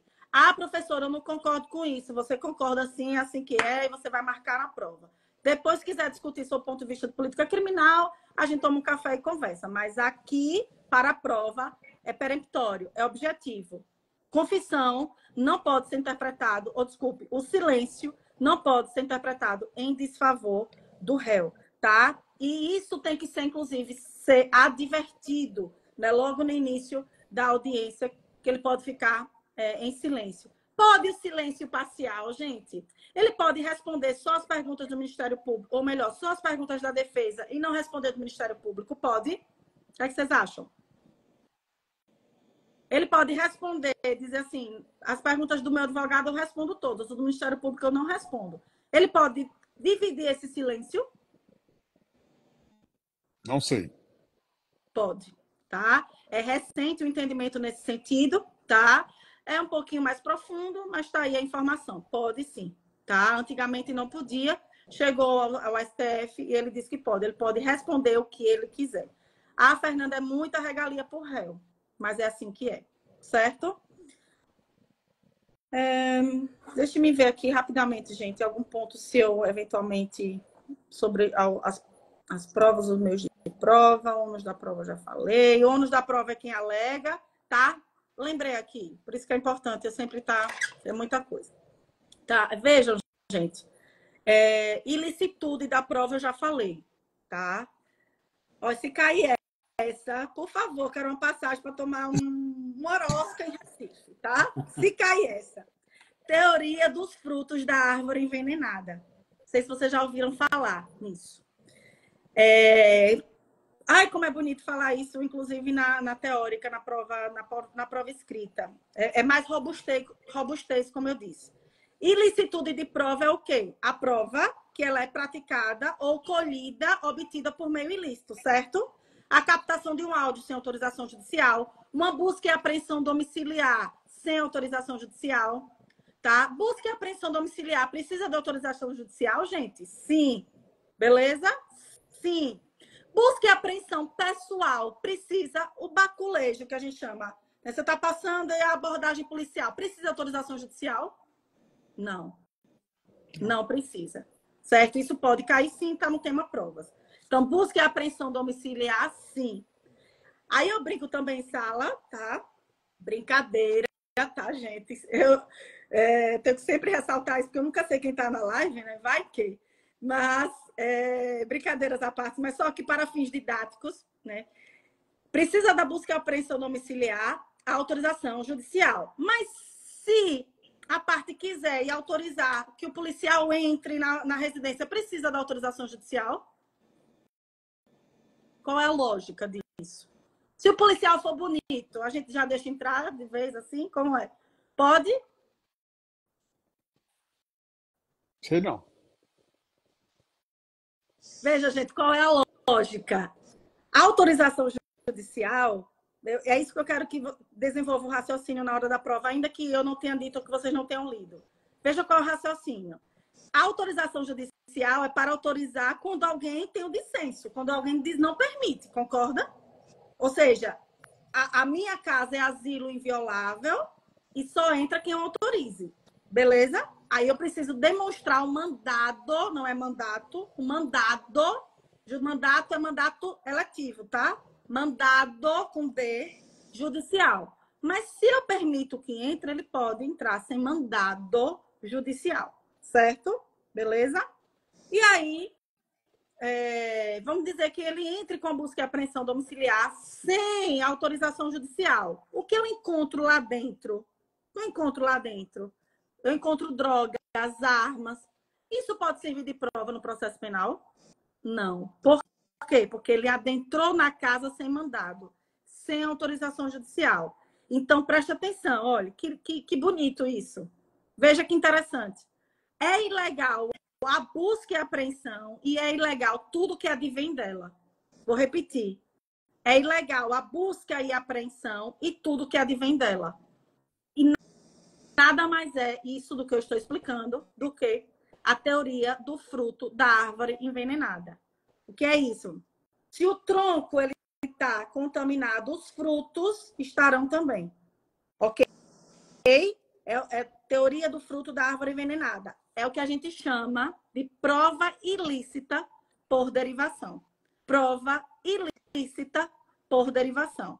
Eu tenho uma prova ilícita pura, se for só busca e apreensão domiciliar, e eu tenho a prova ilícita por derivação, tudo aquilo que advém dela. Certo? Beleza? Imagine que eu tenho uma cesta de frutas, todas boas. Se eu tenho uma, que a gente diz, né? Uma laranja contamina todas, é isso. Uma prova contaminada contamina todas. Agora, preste atenção. Se eu tenho uma independência, se eu tenho uma formação de prova, né, por outro meio e de forma independente, não vai haver contaminação. Tem que ter um nexo de causalidade entre a prova ilícita e a prova principal, tá? Também ilícita. A derivação tem que vir aí de uma prova principal ilícita, certo? Beleza? Para complementar e para ficar ainda mais claro aí esse exemplo, vocês lembram quando aconteceu lá a situação, foi clássico que saiu no jornal, a divulgação de um áudio de uma conversa, que, salvo engano, da ex-presidente Dilma com, acho que o secretário, alguma coisa, falando sobre uma carta, tal, de posse, bererê. Lembram disso? Que foi o maior... Vocês lembram? Aquilo ali não pôde ser usado, ainda que politicamente, enfim, né, não vem ao caso, pode ter tido repercussão política, mas o que eu quero dizer, judicial, ele não pôde ser usado. Sabe por quê? Porque a interceptação era do dia 1º ao dia 20, e essa conversa foi no dia 25. Então, essa prova, ela é ilícita. Aí a pergunta é, a do dia 1º ao dia 20, ela permanece intacta? Sim, porque a do dia 25 não é derivação e não contaminou todas as outras. Agora, do dia 25 em diante, tudo aquilo seria contaminado, porque o dia 25 ela é ilícita. Consegue compreender isso? Certo? Sim. Pronto. Fechamos isso aqui, tá? O tema provas. Eu só vou pedir permissão aí, se vocês, né, já são 9h30, mas se vocês permitem que eu estenda um pouquinho mais para falar sobre os crimes aí, os funcionais. Rapidamente, creio que eu gasto 10 minutos. Posso continuar? Professor. Manda brasa, professor. Então, vamos lá. Por fim, e não menos importante, eu tenho aqui a parte de... Deixa eu ver aqui. A parte do... Exatamente como tem. Procedimento especial dos crimes funcionais. Tá assim no edital. Tá assim no edital. Procedimento especial dos crimes funcionais. Prestem muita atenção, tá? Olha, tá aqui. Os médicos estão gostando. Está ótimo, continua. Quem diria, professor Rodrigo, professor João, que médico ia estar pedindo para a gente continuar falando de direito? Imagine isso. Veja, olha, doutora Clarissa, olha, continua. Imagine. Não, hoje é um dia histórico, viu? Um dia histórico em que eu estou com medo de vocês, médicos, assim, né, migrarem para o curso de Direito depois da aula de hoje, né? Então, ou eu fazer medicina, quem sabe, né? Quem sabe fazer medicina aí. Enfim, beleza? Então, artigo 513 e 518 do Código de Processo Penal. Eu li certa vez que quem dá aula para médico, né, ministra aula para médico, tem vida mais longa. Por isso que eu estou demorando um pouco mais, viu, gente? Eu quero viver muito. Eu não sei de onde eu tirei essa máxima, mas estou inventando agora. Mas vamos lá, vai que cola. 513 ao artigo 518, tá? 513 ao 518 do Código de Processo Penal. Eu tenho um rito próprio, beleza? Eu tenho um rito próprio, né? Diferente do rito procedimental, do procedimento comum, que não cai para vocês, tá? Então, vocês não precisam saber como é que é a citação lá, porque não cai. Mas você vai precisar saber aqui, tá? 513 a 518. Primeiro de tudo, eu estou falando sobre procedimento especial nos crimes funcionais, certo? Ou seja, é uma atividade dos crimes praticados por funcionário público, certo? Então, antes de mais nada, eu preciso saber quem é funcionário público para os fins da lei. Porque se não for funcionário público, eu não aplico isso. Então, faz toda a diferença. E aí tem no artigo 327, tá, dizendo, considera-se funcionário público, 327 do Código Penal, considera-se funcionário público para efeitos penais quem, embora transitoriamente ou sem remuneração, exerça cargo, emprego ou função pública. Ou seja, funcionário, vamos dizer, os dois, salvo engano, são funcionários públicos, professor Rodrigo e professor João, sim? Ó, professor João. Pronto, então vou dar um exemplo com o professor Rodrigo, certo? Você, Rodrigo, não é aí funcionário público tipicamente falando. Você exerce aí outras atividades, certo? Se você for convocado para participar do TRE, da eleição, como mesário, como voluntário, enfim, no dia que você estiver lá, você é funcionário público para o fins da lei. Ainda que seja transitório e ainda que seja sem remuneração, certo? O que me importa é a função exercida. Não precisa ser provimento para o concurso público. E ele diz aqui, categoricamente, considera-se funcionário público para efeitos penais aquele que, embora transitoriamente ou sem remuneração, ou seja, é o exemplo aí que eu lhe dei, exerce cargo, emprego ou função pública. Cargo em comissão, né? Se for de função pública, sim. É um cargo de comissão. O emprego público, que faz diferença. O empregado da Caixa Econômica é o empregado público? Porque lá é empregado dos Correios também. Por quê? Porque lá é 100% estatal, certo? Diferentemente do Banco do Brasil, que é uma SA, Sociedade de Economia Mista. É seletista e ela é lá, não é considerada aí empregado público, vamos dizer assim. Ela é seletista e é funcionário que não caberia. Beleza? Mas aí é um conceito de direito administrativo que não cairia esse exemplo. Acredito que cairia aí, talvez o exemplo do TRE, ou o conceito, enfim, tá? Entenderam isso aqui? Aí eu tenho a equiparação do funcionário público. Equipara-se funcionário público quem exerce cargo, emprego ou função em entidade paraestatal e quem trabalha para empresa prestadora de serviço contratada ou conveniada para execução da atividade típica da administração pública. Então, as paraestatais, o sistema S, tá? As paraestatais em geral, ou que eu tenho algum convênio, ou que eu tenho aí um espírito de atividade pública, certo? Então, esqueça um pouco o funcionário público, que a gente pensa fechado como concursado, e abra um pouquinho aí, inclusive sem remuneração, que adora cair isso, tá? O sem remuneração pode ser, tá? O transitório também pode ser. O jurado, quando está exercendo na função de jurado lá, né, ele está exercendo a função pública. Então, se ele comete um crime ali, ele vai ser julgado por esses termos. Ainda que ele vai exercer atividade tipicamente privada, certo? Tudo bem? Qual é a grande diferença desse procedimento? Qual é a grande diferença? Preste atenção. É que aqui eu tenho uma notificação, que eles chamam de citação, para responder. E esse recebimento da denúncia da peça acusatória tem um juízo de admissibilidade anterior. É o que a gente chama, tá, de resposta preliminar. Perfeito. Que Jaiane aqui acabou de falar, que está estudando aí pesado aí para outros concursos que não de médico legista, mas essa aula também serve para carreiras tribunais, tá? Carreiras policiais também. Tudo bem? Então, eu tenho uma resposta que a gente chama preliminar. Beleza? Essa resposta preliminar, ela é dada dentro de um prazo de 15 dias. Então, preste atenção. Eu tenho a informação da prática do crime, eu tenho uma citação do funcionário para responder e dizer o que aconteceu, que é o que a gente chama de resposta preliminar. E ele pode, essa ação, ela presta atenção, veja se vocês conseguem compreender. Essa persecução, ela pode morrer antes de nascer. É o que a gente chama aí, e que vocês devem usar essa nomenclatura de natimorto. Ou seja, é aquela pessoa, é aquele instituto que nem sequer efetivamente nasceu e morreu antes. Por quê? Porque a persecução criminal, ela só vai nascer quando eu recebo a denúncia efetivamente, quando o juiz recebe a denúncia.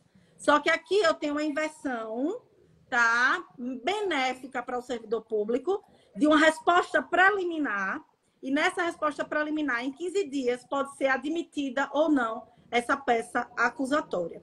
Se admitida, vai seguir normal o trâmite do procedimento comum, que não cai para vocês, tá? Mas vai seguir normal.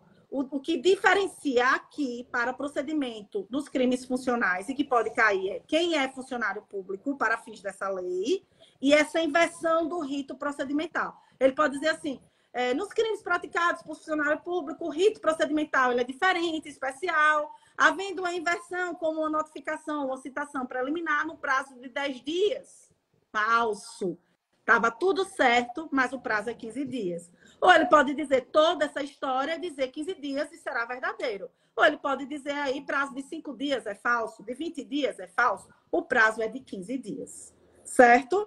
Tranquilos? Beleza? Quase que finalizando,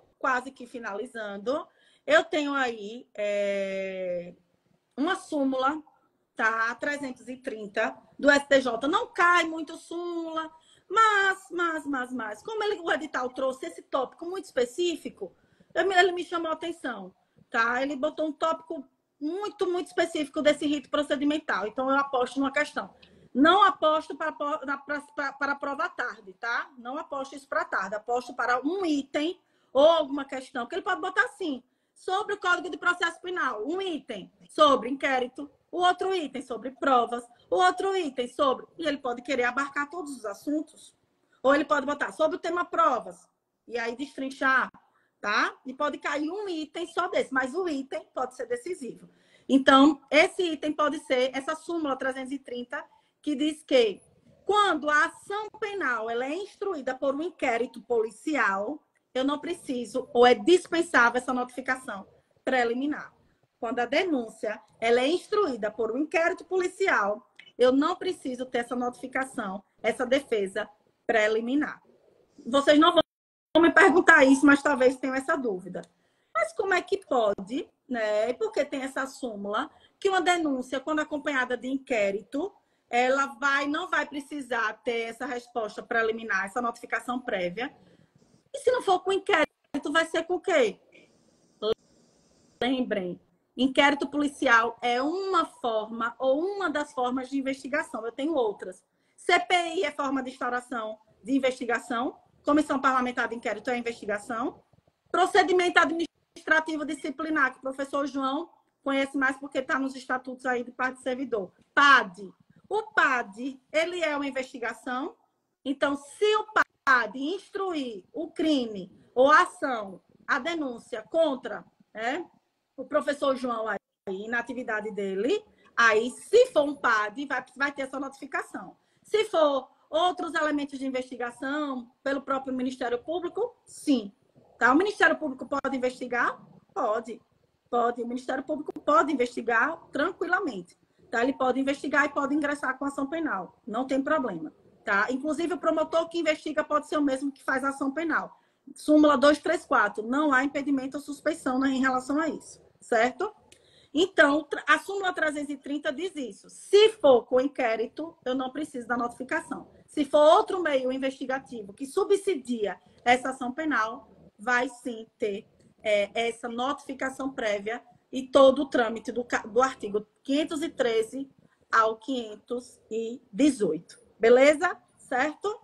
Gente, Beleza. eu acho que é isso. A Lei 9296, que é a de interceptação, que está no rol do processo penal.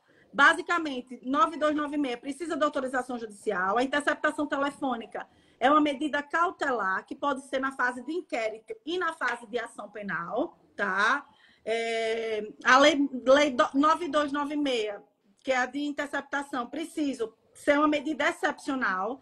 Eu preciso ter fundados receios da prática do crime, ter a materialidade desse crime e não ter um outro meio de prova para assim o fazer, porque é uma medida mais extrema, é uma medida cautelar extrema que ele precisa, sim, da autorização judicial, certo? Basicamente, ficou faltando prisões, tá? Prisões aí. E aí eu posso gravar, eu marco vocês, gravo aí umas 3 dicas nos meus stories, enfim, vocês juntam aí, pode postar, para não ficar tão grande aí essa live, né? Mas as prisões aí, flagrante, prisão preventiva e prisão temporária, pode vir para vocês, tá? Menos, estatisticamente cai menos, mas eu não vou deixar de falar sobre esses 3 temas. E aí você só me orienta qual é o arroba que eu marco, porque aí eu faço essas dicas, talvez logo agora, em seguida, e aí a gente já marca esses arrobas para vocês, tá? De prisões aí, que foi basicamente o que ficou restando. No mais, foram quase 2 horas de live aí, né? Vocês vão ter aí material suficiente. Usem da melhor maneira. Hoje é quarta-feira ainda, então dá para a gente otimizar e destacar aí para esses alunos que vão fazer a prova no dia 20, tá bom? É isso, gente. Excelente, professora. Muito obrigado pela disponibilidade, pela excelente aula, né? Seu compartilhamento de conhecimento, que eu tenho certeza, e inclusive foi corroborado aqui pelos próprios médicos, né? Que vai trazer, dei até o print, vou mandar para você. E aí. Quando eu estiver morrendo no hospital, eu digo lá, gente, tá aqui, viu? Muito obrigado, professor João. Se quiser finalizar aí, doutora Samara, aluna aqui do Medperícia, agradecendo também. Muito obrigada. Feliz. Sempre quando são mulheres elogiando, eu fico ainda mais feliz. Porque eu acho muito legal essa admiração mútua, assim, né? Enfim, e eu puxo a sardinha o sexo feminino também, acho muito, muito legal aí. Enfim, né, toda essa... Não que haja qualquer tipo de dualidade, entendam, mas assim, os afazeres, enfim, são tantas atribuições, né? Eu acho muito bonito aí que galguem, e aí eu já deixo meu registro também de uma excelente prova no domingo, né, para finalizar minha fala aqui, dizer que eu estou muito feliz. O estado de Pernambuco é o estado pelo qual tenho um grande carinho, já passei alguns carnavais aí, tenho boas memórias, né? Então, na verdade, o Nordeste como um todo, dizer também da minha gratidão pela menção ao meu nome, pela responsabilidade, né, numa semana de prova, dar essas dicas finais. Então, eu também agradeço o espaço e desejo do fundo do coração que vocês tenham um bom desempenho, porque sorte é quando a preparação encontra a oportunidade. Então, vocês estão preparados, a oportunidade já está aí. Então, eu não desejo sorte, eu desejo bom desempenho, tranquilidade acima de tudo, né? Na véspera de prova, cada um faça aí as suas reflexões, cheguem na prova de modo tranquilo também. Vocês sabem mais do que ninguém que a mente comanda muito do nosso corpo e comanda muito também do nosso desempenho na prova. Então, o meu desejo é esse. E mandem notícias, tá? De como foi a prova, vou acompanhar. E muito obrigada a todos os dois e a todos que estiveram aqui na live. Maravilha. Tchau, professor. Muito obrigado. Um abraço. Tchau, Um tchau. abraço. Obrigada. Tchau, tchau.